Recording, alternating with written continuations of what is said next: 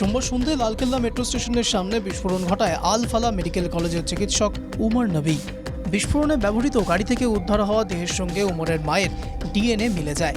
এরপরই তদন্তকারীরা নিশ্চিত করেন বিস্ফোরণ ঘটিয়েছে উমরই। এদিকে দিল্লি বিস্ফোরণে মৃত বেড়ে 13। বৃহস্পতিবার এলএনজেপি হাসপাতালে আরও একজনের মৃত্যু হয়। এখনও হাসপাতালে চিকিৎসাধীন বেশ কয়েকজন। দিল্লি বিস্ফোরণে তদন্তে সামনে আসছে একাধিক চাঞ্চল্যকর তথ্য। বাবরি মসজিদ ধ্বংসের দিন অর্থাৎ 6ই ডিসেম্বর দিল্লি জুড়ে নাশকতার ছক কষেছিল জঙ্গিরা। তদন্তকারীরা জানতে পেরেছে বাবরি মসজিদ ধ্বংসের বদলা নিতেই এই ছক করেছিল তারা। এনসিআরের বিভিন্ন জায়গায় 32টি গাড়ি ব্যবহার করে হামলার ছক ছিল। ধৃতদের জেরা করে বিস্ফোরক তথ্য পেয়েছেন তদন্তকারীরা।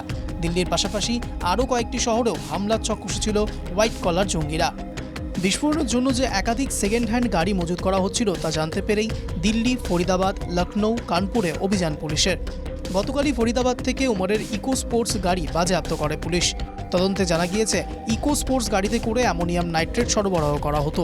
বৃহস্পতিবার সকালে ফরিদাবাদে আল ফালাহ বিশ্ববিদ্যালয় থেকে আরেকটি ব্রিজা গাড়ি উদ্ধার হয়।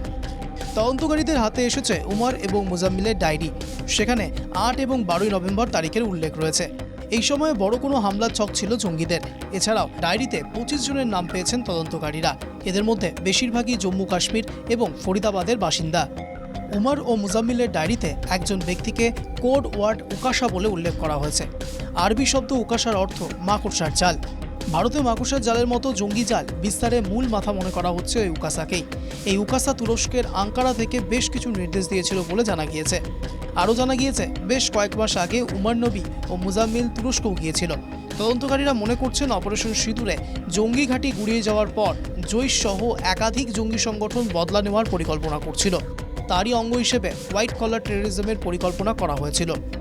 দিল্লি বিস্ফোরণে তদন্তকারীদের নজরে জঙ্গিদের ফান্ডিং। তদন্তে জানা গিয়েছে উমর নবীকে নগদ 20 লক্ষ টাকা দেওয়া হয়েছিল।